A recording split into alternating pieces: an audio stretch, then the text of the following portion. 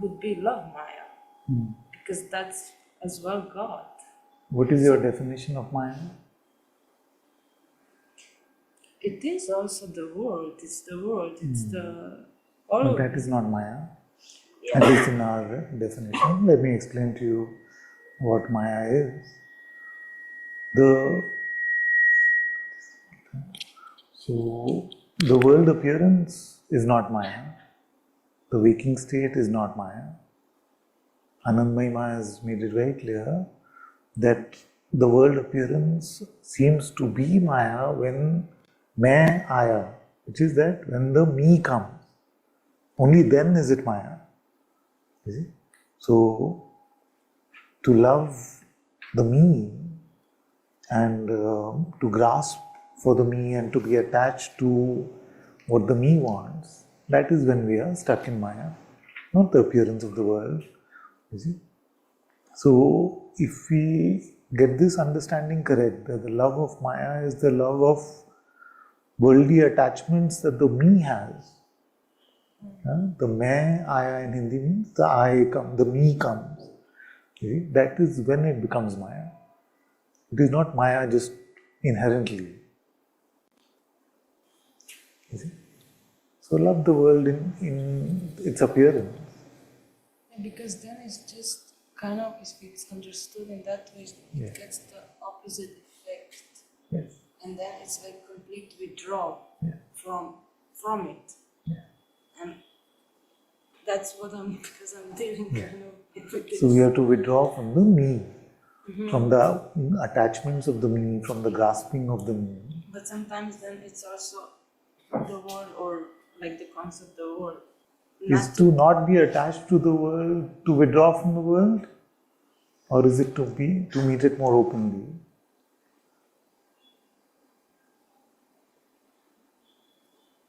It's very tricky. It's actually quite simple. It's without the me, the world is not a problem.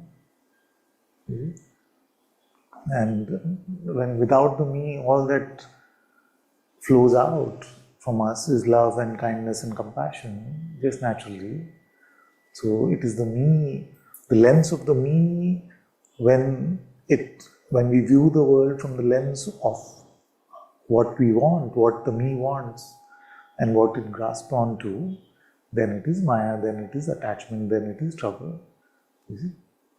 But without that, it is natural for only love to flow. But would you say, independent of all of that, it is most important to meet the Lord of the universe?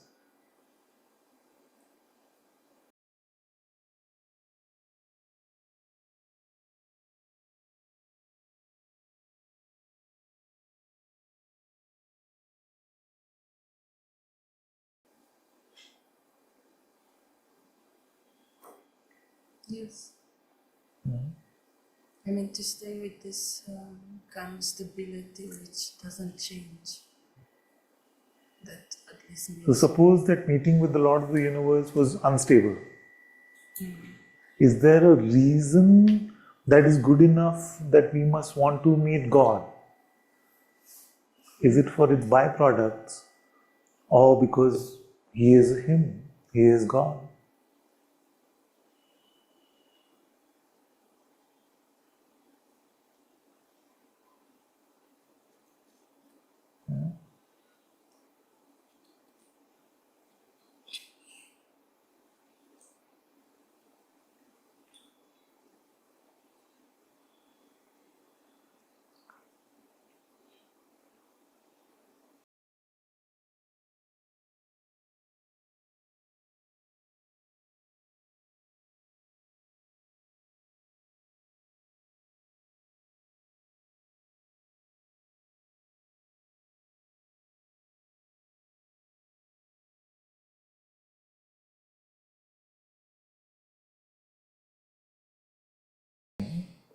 This is a very common fallacy in today's spirituality that our recognition has to become constant and stable. So is it that the recognition has to become constant and stable, or do we recognize that there are two different aspects in our being? In one aspect it is always stable, and the other aspect it is never found. So it is not that the recognition has to become stable, we have to become stable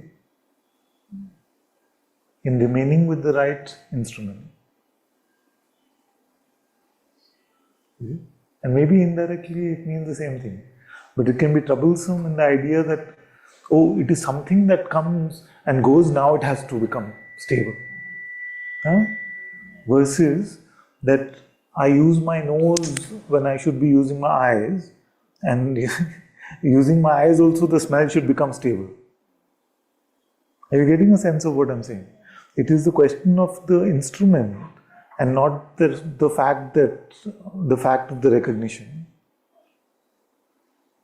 So if we remain in the right place, it cannot leave. That's why I keep asking, has anyone met God and he left? Huh? Has it ever happened to anyone? Isn't that staggering? That when we meet God, He never leaves. We leave. And when we say we leave, we are saying we return to our mind intellect, we return to our grasping, we return to our taking only our sensory perceptions to be real. There's nothing wrong with sensory perception, but if you take only those to be real, then you're discarding the whole iceberg just for the tip of the iceberg, or thinking that the whole ocean is just the waves on top of the ocean.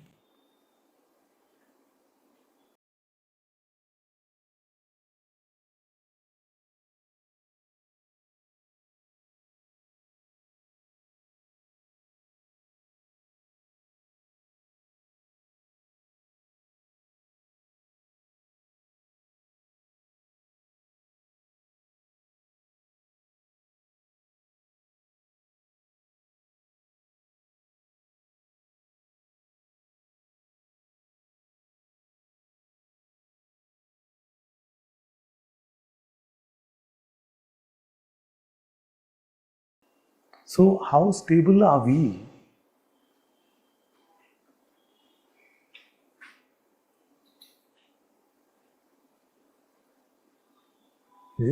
So, because we made the recognition of God and the recognition of our highest reality as pure awareness into like pseudoscience or something like that, you see, so we feel like we do this experiment, we ask who am I, we mix the who with the am and a little bit of the I, and then as part of the scientific process, then there is something called the recognition or the insight. It is not that. The whole process is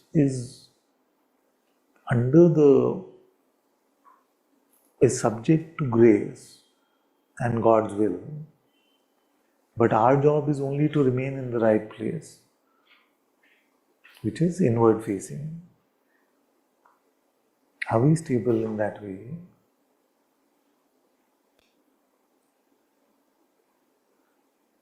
Deeper love.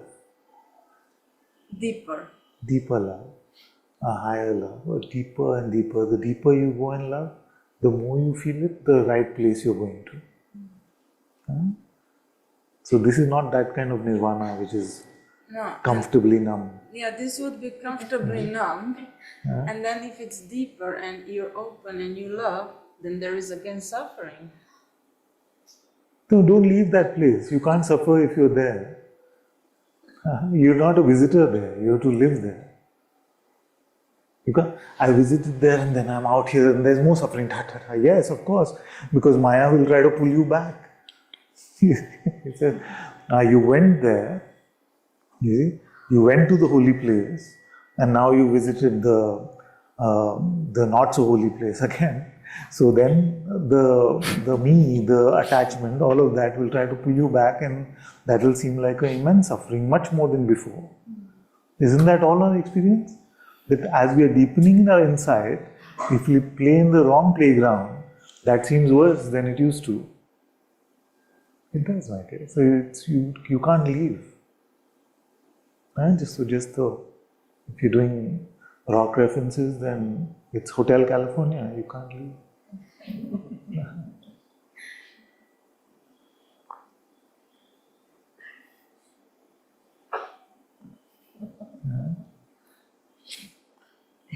So don't get in that comfortably numb thing. It doesn't seem like I'm doing it or I have an effect on it. It's like a result of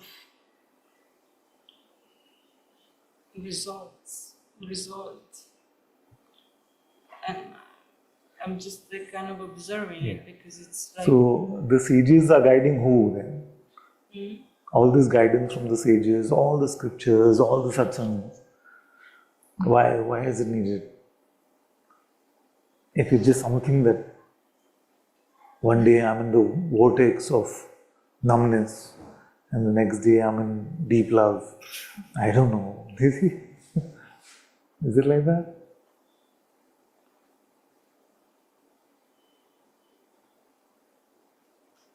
Stay with God. You can do it. You're staying with God or staying facing the altar, is not a series of random events or something like that.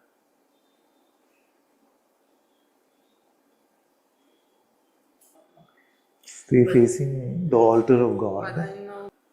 So,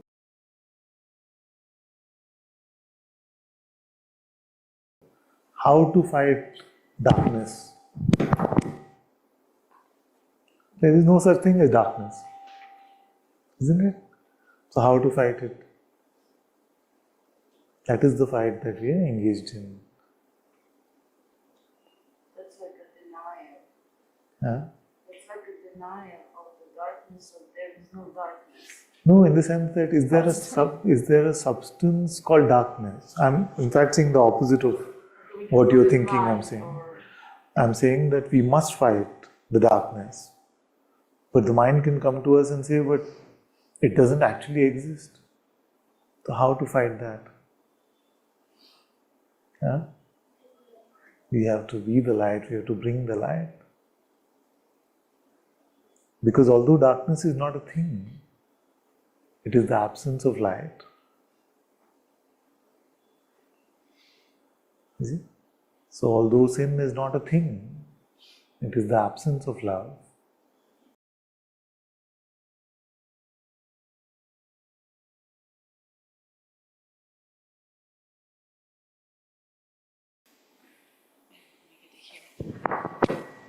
You were, last time, one of the satsang you were mentioning you went to see a movie. Yeah.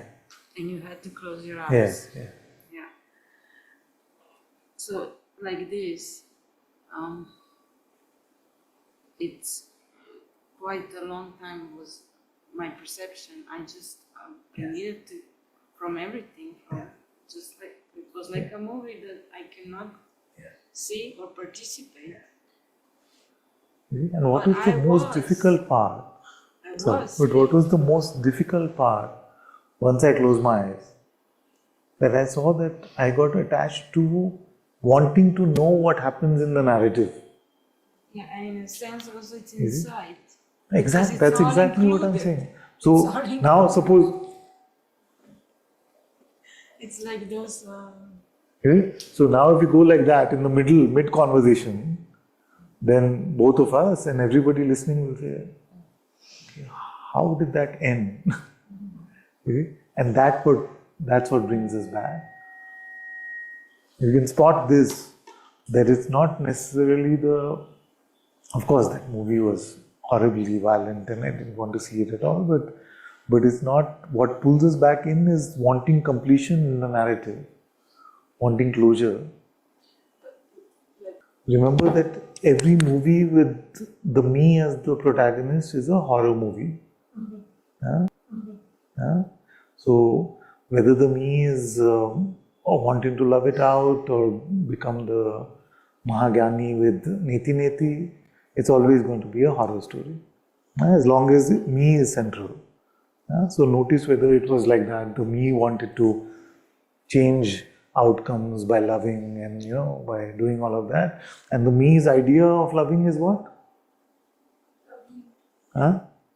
Love me, yes. And its idea of love actually is to grasp, is to own.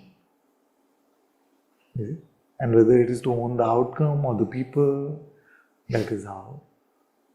So true love is without any filter. It can come only from God's light. And that which comes from God's light always leads to auspiciousness alone.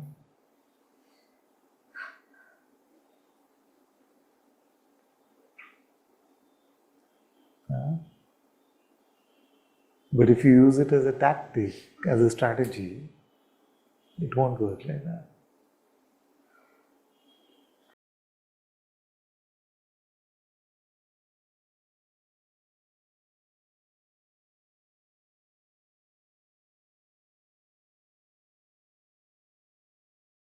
It's not even tactic, it's like a feeling how to be. And I keep having the same experience if I'm love and light and nice. With God or without God? That is the most. It is the most important question, my child. So let me, and it got clarified for me also a few years back. That is love without God? So Kierkegaard actually showed me this. So he said that love is love only when it is about God.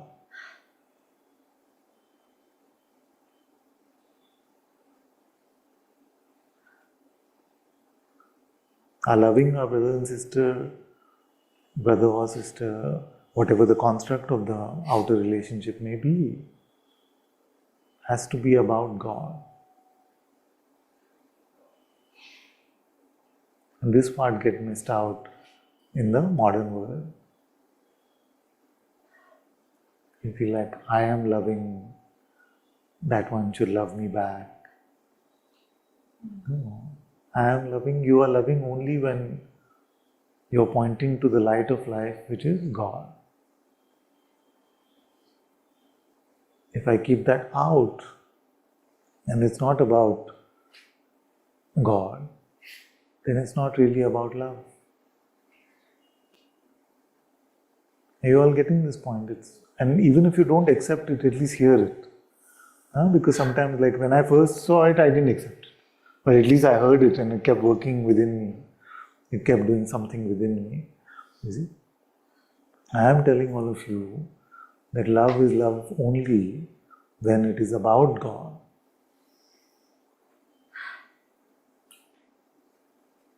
It can seem like a very tough pill to swallow.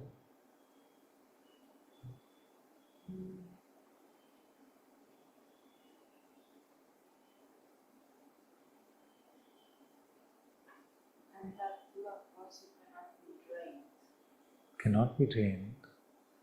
Because if it is about God, it is unconditional and unlimited. So the trick I will tell you is that you stay facing God's altar, and all the love, all that needs to flow out of your expression will come.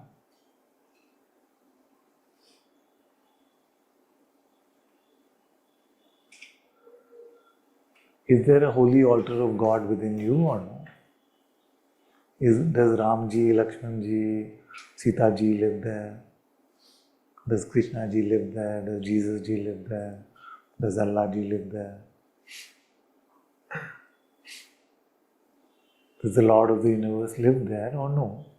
That is the first question I'm asking. Is God real, or are we just going to always relegate Him to a corner and try to construct our life without taking that to be the fundamental reality?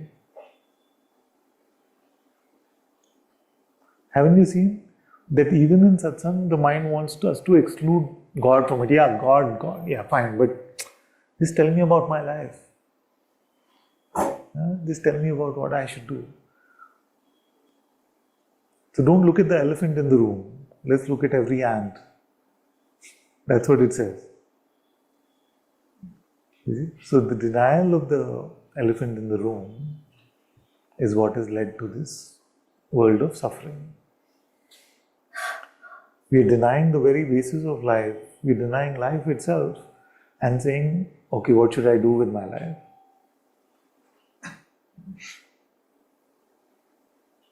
But if God is central, everything is simpler. It's not easy, Because you also but simpler. To keep the company, To keep the company of who is interested of God, Yeah. God, the Satsang, the sign, the company. But in life, Let's you start. deal with everything and everyone. God. But it's not correct. God. I don't feel it's correct. God. Huh? God. God. Keep him at the center. Okay, let's do just for a minute. Experiment with this. Remove the me and just make the story about God. What happened now?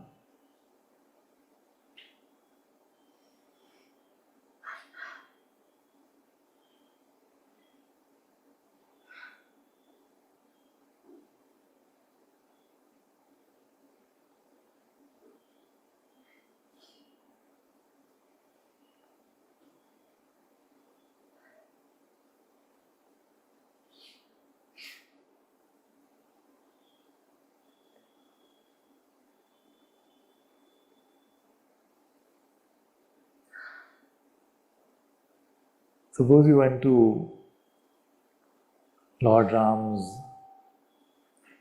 darbar. You know what a darbar is? The court, where he is presiding.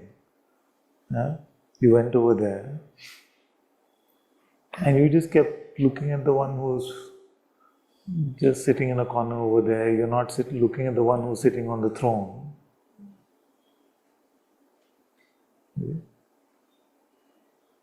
Then what darshan are we going to have? That is what we are doing with our life. We're looking at the ones who our eyes are showing us. But who's the one sitting on the throne? We forget about that one.